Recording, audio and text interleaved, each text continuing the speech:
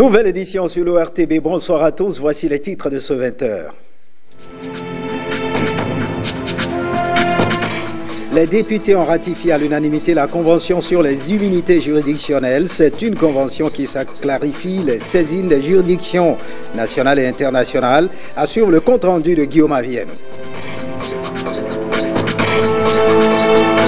La semaine des ENAC du Bénin sera célébrée du 15 au 20 juillet prochain. À travers ces journées, l'association des ENAC, créée en 2012, entend promouvoir les diplômes de l'ENAM. Une conférence de presse est organisée dans ce sens à Cotonou.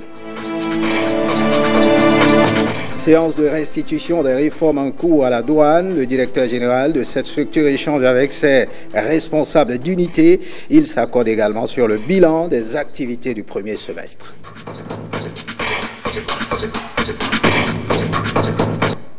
Voilà pour le sommaire. On prend la direction de l'Assemblée nationale où le projet de loi portant autorisation de ratification de la Convention des Nations unies sur les immunités juridictionnelles des États et leurs biens a été voté à l'unanimité au Parlement. C'est un vote qui a aussi mis un thème aux travaux de la première session ordinaire de l'institution au titre de l'année en cours.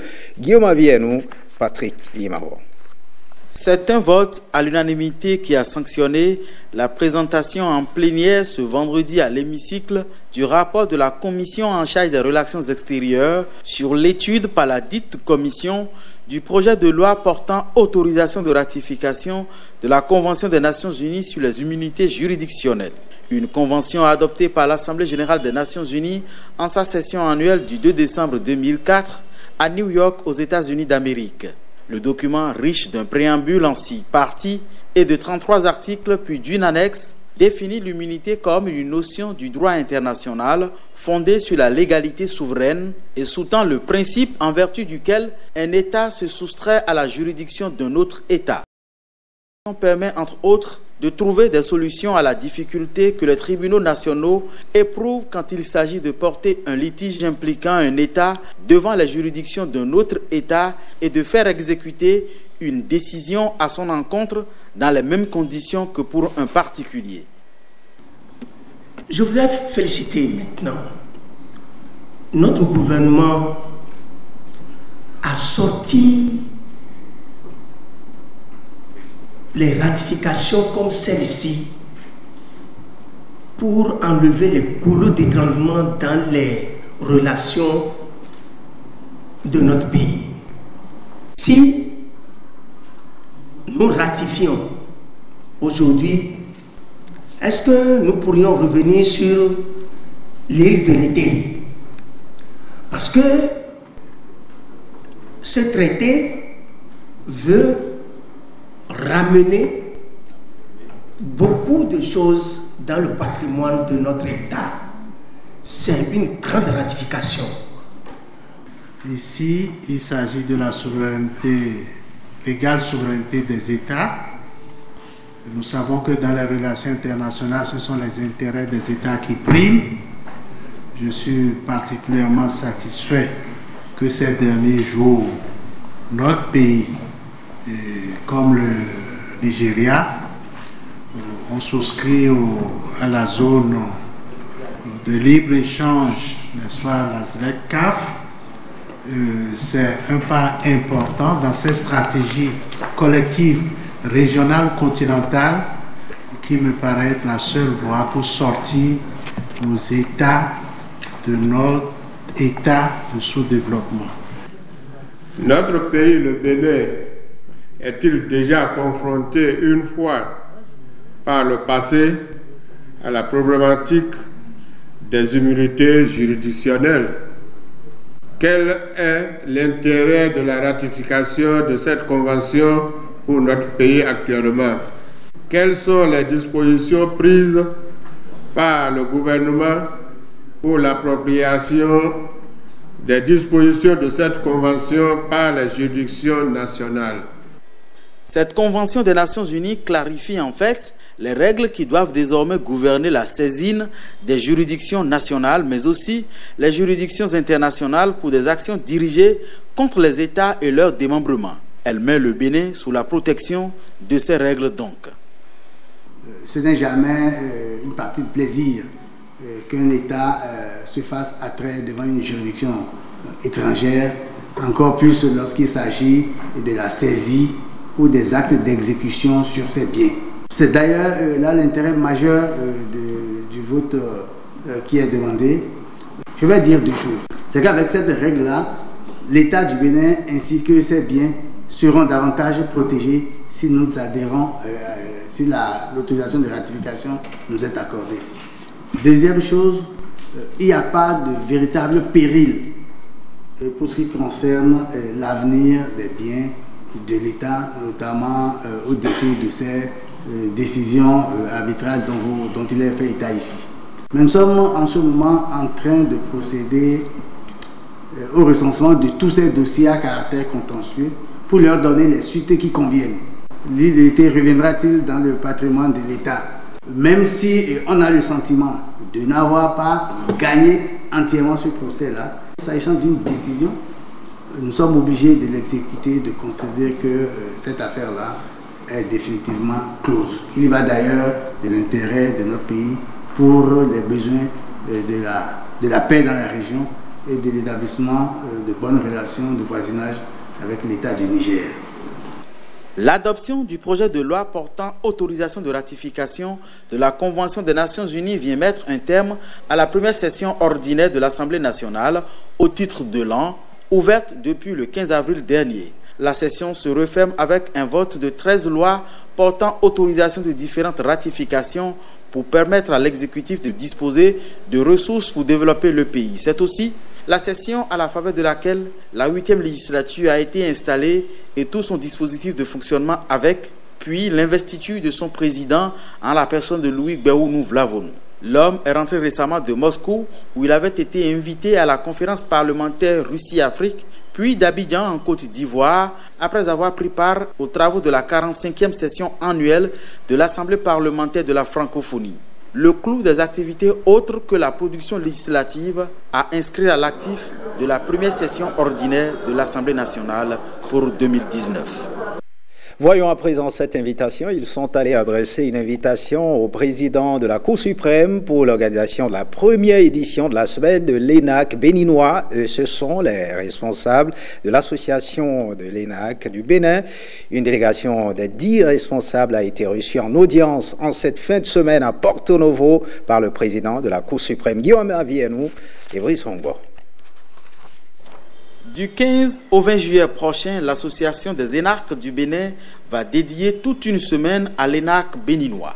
Une semaine entière pour commémorer les 35 ans de l'École nationale d'administration et de magistrature du Bénin qui forme ces énarques, mais surtout promouvoir le label ENAC caractérisé selon les responsables de l'organisation par une exigence en termes de professionnalisme, de la qualité du service rendu dans l'administration et à la population, et enfin montrer au public des réussites personnelles des énarques installés à leur propre compte. C'est donc la raison de la présence de l'association des énarques du Bénin au cabinet du président de la Cour suprême ce vendredi.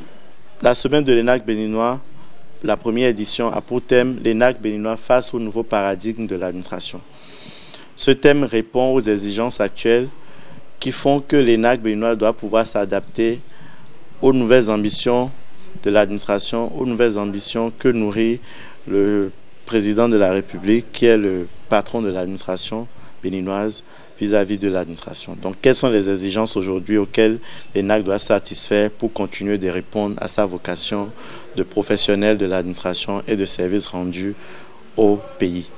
Et donc, nous avons voulu rencontrer le président de la Cour suprême pour lui porter l'information, mais également recueillir ses conseils, parce qu'il est aujourd'hui l'un des énarques les plus valeureux, l'un des plus grands commis de l'État qui a eu un parcours exemplaire. Donc nous avons souhaité l'associer à la cérémonie d'ouverture de la semaine de l'ENAC béninois, la cérémonie officielle qui est prévue pour le jeudi 18 juillet à la salle de conférence des impôts. Le président de la Cour suprême s'est montré très attentif aux souhaits des responsables de cette association et leur a prodigué des conseils.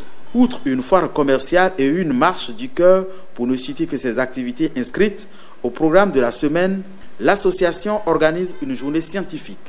Au cours donc de cette journée, certains thèmes, 3 notamment, ont été donc ciblés, qui feront l'objet de panels de discussion, l'objet de développement, et les développements qui seront faits au cours de ces panels feront l'objet d'actes qui seront donc rendus publics à travers un rapport de la journée scientifique. Parmi les problématiques à aborder à travers le thème retenu pour la semaine de l'ENAC béninois, celle de l'employabilité des ENAC et de la dématérialisation des procédures administratives, pour ne citer que celle-ci. Et on parle toujours de cette semaine de l'ENAC. Du 15 au 20 juillet se tiendra la semaine des ENAC du Bénin. Et pour annoncer l'événement, l'association des ENAC du Bénin, créée en 2012, a animé une conférence de presse. Il a été question pour ses membres de partager les objectifs visés par la semaine. Plus de détails avec Blaise Adampo et Jules Akoiko. Au cœur de cette conférence de presse, l'annonce de la première édition de la semaine de l'ENAC béninois. L'initiative émane de l'Association des ENAC du Bénin, Creuset, qui réunit les diplômés de l'École nationale d'administration et de magistrature, ENAM. Vous imaginez bien que ça fait plusieurs milliers de diplômés. Pour le moment, l'association compte un peu moins de 400 membres, actifs à divers niveaux. Et donc l'ambition est grande. Il faut ratisser davantage large. Et c'est justement dans ce cadre que s'inscrit cette première édition de la semaine de l'ENAC béninois. Vous convenez donc avec moi que l'objectif de la semaine est de contribuer à la mobilisation des ENAC partout où ils se trouvent sur le territoire national, mais également à l'extérieur. La rencontre avec les hommes des médias vient donner le départ de plusieurs activités prévues pour meubler la semaine. Mais dès le mercredi 17 juillet, nous sortons du campus et nous nous retrouvons à Cotonou, précisément à la place de Souligny, encore appelée place des Martyrs. On va procéder au lancement de la foire des ENAC. Le jeudi, avant la cérémonie de lancement officiel, la journée scientifique va s'installer et il y aura 3 panels de discussion. Et le thème central de cette journée scientifique, c'est les ENAC béninois face au nouveau paradigme des administrations. Et au thème de cette journée scientifique qui va s'achever à 13h, un rapport sera produit et transmis au gouvernement. Le vendredi, dans la matinée à 9h, toujours à la salle de conférence de la Direction générale des impôts, il y a ce que nous appelons le Forum des métiers. Cette semaine permettra de vivre l'étendue des possibilités, des talents de l'ensemble des ENAC. Et pour vivre l'étendue de ces talents, les activités seront à la fois culturelles, scientifiques, sportives et commerciales. Le samedi 20 juillet, une soirée de gala va mettre un thème à la semaine de l'ENAC béninois. À cette occasion, une collecte de fonds aura lieu au profit de l'École nationale d'administration et de magistrature. Autre actualité ce soir, le directeur général des douanes et droits indirects et ses chefs d'unité étaient en séance de restitution ce lundi 15 juillet. Ce creuset d'échanges périodiques vise à mettre tous les fonctionnaires des douanes au même niveau d'information. La présente séance a d'ailleurs porté sur les réformes en cours à la douane béninoise ainsi que sur le bilan des activités après le premier semestre 2019. Le point de la rencontre avec Nikano Korvi et Malini Tibozo.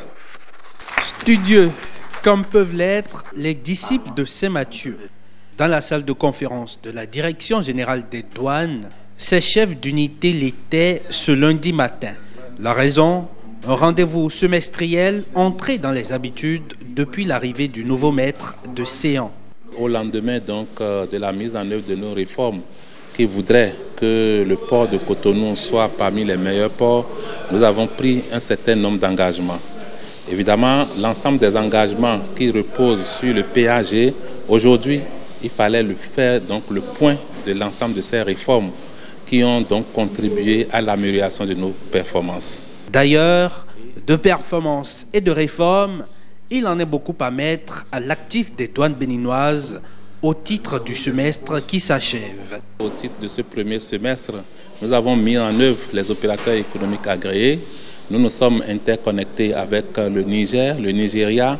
Bientôt, ça sera avec le Togo et ensuite avec le Burkina. En ce qui concerne l'évaluation, aujourd'hui, l'ensemble des marchandises évaluées sont systématiquement prises en compte par une application qui nous permet donc de faire un contrôle de cohérence. Et au niveau des marchandises qui vont en transit, nous sommes en train de prendre des dispositions pour que ces marchandises ne souffrent pas et que effectivement le Bénin reste et demeure le premier de la sous-région en ce qui concerne la facilitation. 4 communications en tout ont abordé au cours de cette séance les sujets d'intérêt immédiat pour les douanes béninoises ainsi que les activités qui y ont cours. Les nouvelles missions sécuritaires des douanes, l'autre aspect important qui bénéficie déjà de l'accompagnement technique de l'Organisation mondiale de la douane. Les uns et les autres pensent que la mission de la douane, c'est de chercher l'argent, c'est de chercher l'argent. Aujourd'hui, les missions ont évolué.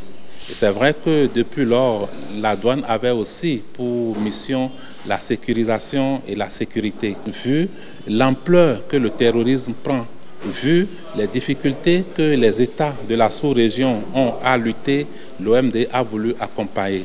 Et donc, ces spectromètres vont permettre d'identifier l'ensemble de ces marchandises qui circulent et qui pourraient donc servir à être utilisées aux fins de terrorisme. En attendant le second semestre 2019 et la restitution prochaine, les douanes béninoises poursuivent inexorablement les grandes mutations en leur sein pour révéler le Bénin sous sa plus belle couture économique. Et cette exposition de la vision du gouvernement donnant Jean-Claude Rousseau expose les progrès et les objectifs du gouvernement au Forum d'investissement au Bénin. Ce forum a pour objectif de propulser le Bénin en matière de développement et de croissance. Le reportage de Blaise Adampo. Le temps d'un début de week-end, donnant Jean-Claude Rousseau participe au Forum d'investissement au Bénin. Il s'agit d'un carrefour d'échange.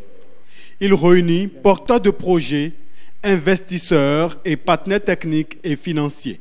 La praticité de ce forum, c'est la proposition des solutions adéquates. Initiative que je trouve extraordinaire. Au-delà d'une simple appréciation, le ministre de l'Énergie anime avec plusieurs autres responsables d'entreprises un panel. Évidemment, j'ai essayé de décrire toutes les mesures prises par le gouvernement, les projets et le caractère prioritaire que constitue le secteur de l'énergie pour le Bénin. Dans son explication, donnant Jean-Claude Rousseau expose la vision du gouvernement dans le secteur de l'énergie. D'ailleurs, entre le moment où je vous parle et 2021, nous allons passer de près de 0% de production d'énergie solaire d'envergure à près de 25% de la capacité totale du pays, qui est estimée à 400 MW d'ici fin 2021. Les questions du public permettent à l'autorité ministérielle d'approfondir ses explications sur les objectifs du gouvernement dans le secteur énergétique. Nous avons travaillé sur le moyen et long terme.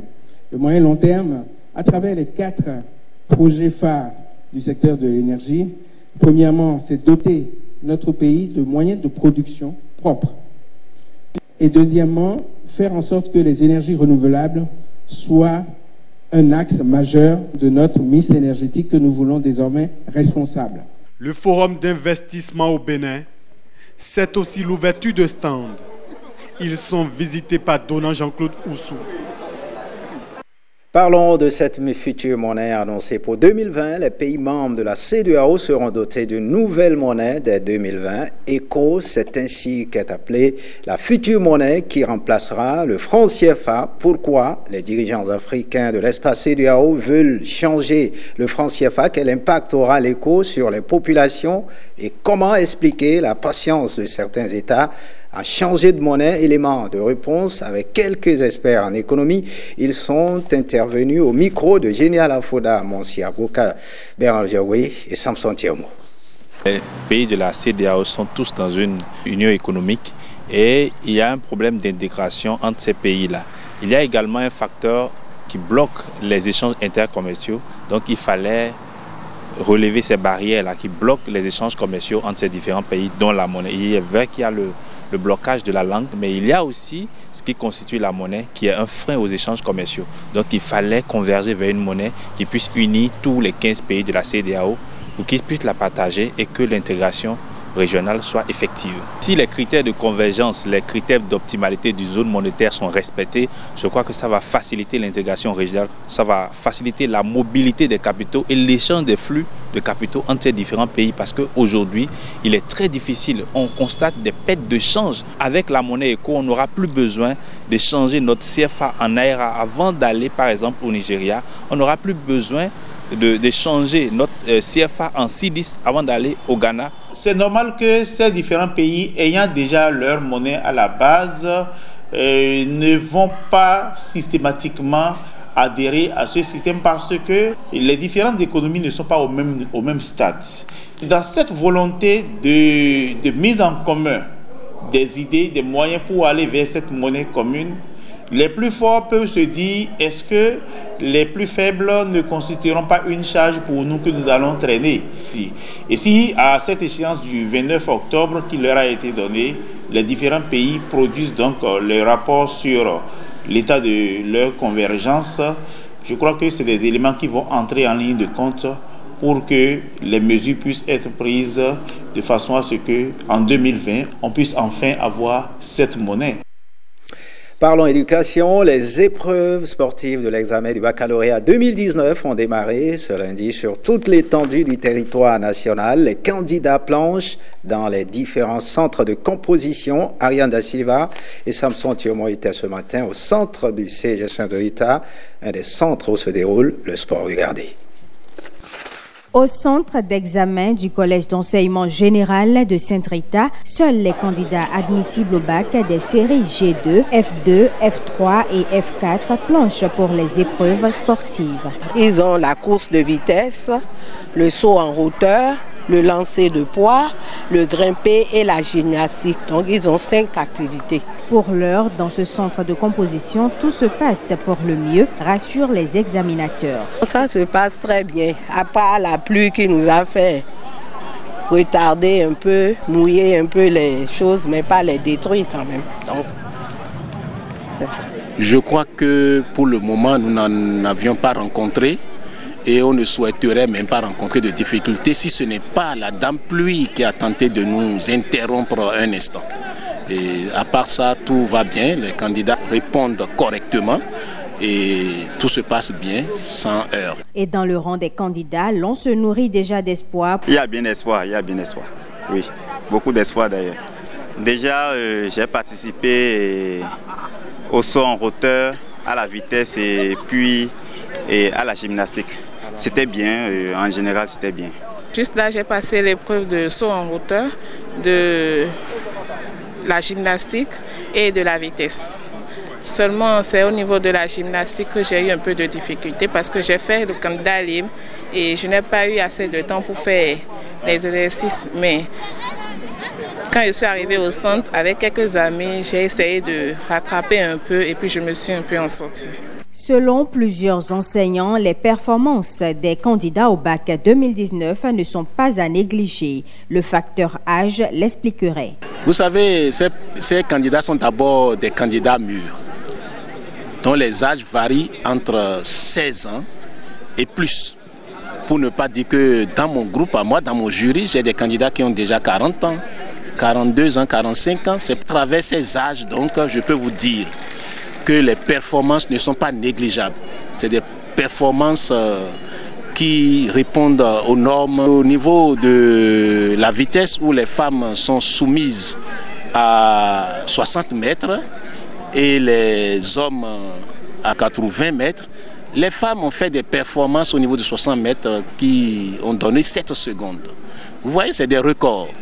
Et au niveau des hommes, j'ai pris des performances au niveau des hommes qui sont de 9 secondes. Selon le calendrier publié par l'Office du baccalauréat, les épreuves facultatives telles que le dessin et la musique ont aussi lieu ce lundi.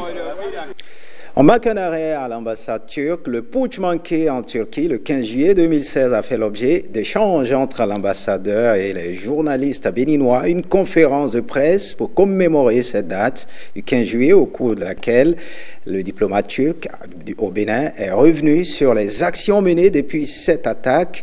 Suivez ces images commentées par Rebecca Kenjamoudi. Au soir du 15 juillet 2016, la République turque a essuyé une attaque terroriste d'une organisation basée sur l'endoctrinement appelée FETÖ. Cette organisation, dont l'objectif est de prendre le contrôle du pouvoir, n'a pas hésité à tirer sur la foule. Bilan, 251 personnes ont perdu la vie, plus de 2000 s'en sortent avec des blessures et plusieurs institutions, dont le Parlement, ont été bombardées.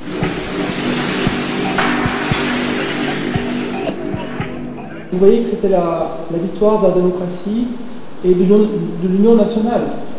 Les gens qui sont allés dans la rue sont de tous les milieux politiques, de toutes les sensibilités politiques, qui n'ont pas hésité à défendre la patrie et la démocratie et l'ordre démocratique.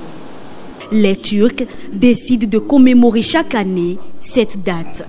Dans ce cadre, l'ambassadeur de Turquie au Bénin a rencontré la presse béninoise afin de dresser les actions menées par le gouvernement Erdogan depuis cette triste nuit du 15 juillet.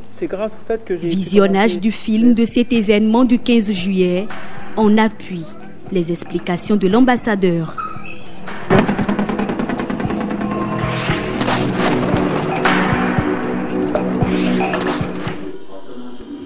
Les relations bilatérales ont été également abordées au cours de cette conférence de presse. Selon l'ambassadeur, elles sont excellentes et dynamiques. La Turquie est prête à développer davantage les relations entre les deux pays, notamment dans le domaine commercial, dans un partenariat gagnant-gagnant. On finit par la littérature. Vodun, la forteresse d'espérance de Mechlé Nadjovi, c'est l'intitulé d'un ouvrage qui vient de paraître. Une invite au faux retour à la source et à la promotion des valeurs endogènes. Le lancement de cet ouvrage a eu lieu sur l'esplanade du temple de Python à Ouida. Le reportage de Enoch Konkwati et Patrick Imavo. Vodun, la forteresse d'espérance. C'est un chef-d'œuvre de 226 pages qui restaure l'image souvent écornée du vaudou. Le vaudou, pour beaucoup, est de la négativité. Mais lorsque vous lirez l'ouvrage de Mechlé Nadjovi, vous n'allez pas comprendre, vous n'allez pas connaître ce que c'est que le vaudou, parce qu'il est insondable. Mais vous en aurez une idée authentique. Vous en aurez une idée vraie, vous en aurez une idée inspirée, vous en aurez une idée sincère. Le vaudou est tout sauf le négatif. Vaudou, entité spirituelle invisible, il est l'héritage cultuel et culturel des Africains. Réalité invisible, personne n'a jamais vu vaudou Yahweh des yeux humains. Omniprésent, il se manifeste en 1001 formes, à travers, entre autres, le calme, des vibrations, des sons, des courants et des couleurs qui se meuvent et interagissent au profit de l'homme en rapport à ses pensées, sa parole, ses actions et juste dans ses faits et gestes. Originaire de Ouida et fier de ses racines, Mechlé Nadjovi puise depuis des années dans le panthéon vaudou des connaissances ancestrales qu'elle transmet par sa plume. Je suis très content de ce qu'elle a fait pour le monde vaudou. Vaudou ne fait pas du mal, vaudou est bienfaiteur. Le Bénin est grand par ce qu'il a par le vaudou. Un vaudou qu'on ne doit plus fuir. Un vaudou qui doit être vu du côté totalement positif. L'une des raisons de notre sous-développement, c'est que nous nous basons sur la culture des autres. Cela fait notre sous-développement et elle vient poser la base en disant que la seule manière pour nous de nous développer, c'est de reconsidérer nos sources, notre origine. Mechlé Nadjovi est auteur de plusieurs ouvrages. Vodun, la forteresse d'espérance, en est le 4e après celui intitulé L'audace du meilleur.